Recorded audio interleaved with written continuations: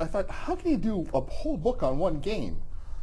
But you not only do it, you make it interesting. It read like a thriller at times. And I knew the outcome.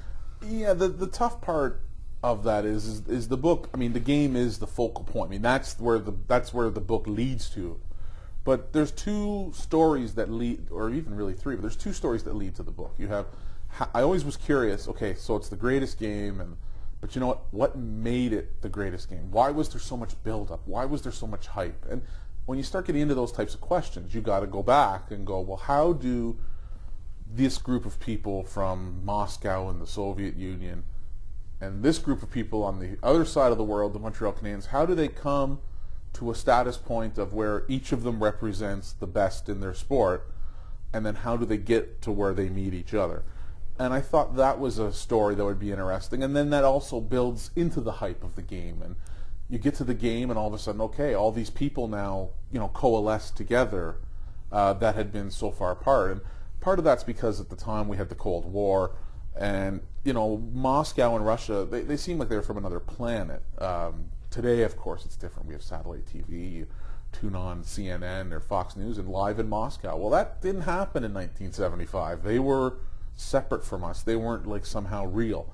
And so that lent to it as well. And you didn't have video and satellite TV and all these things. So you watched the game, and then you saw it.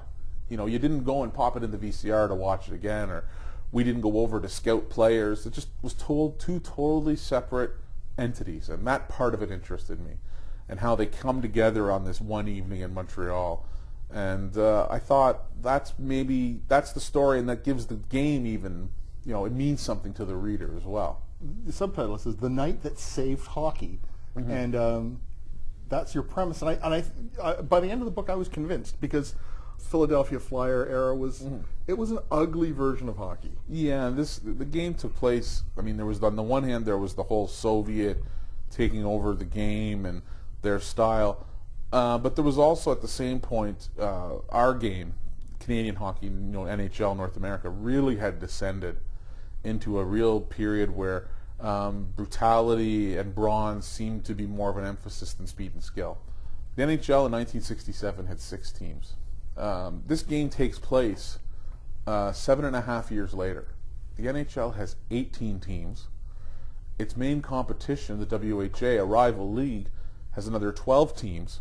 And this is in a time where it was still, for the most part, Canadian players playing the game. So there was too many teams and not enough players.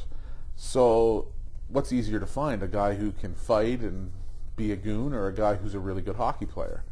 And that's what happened, is that the fighting became more prominent, and it was like roller derby or car crashes, right? Like, people are coming to the rink to see the fights. To see blood, literally. To see blood, literally.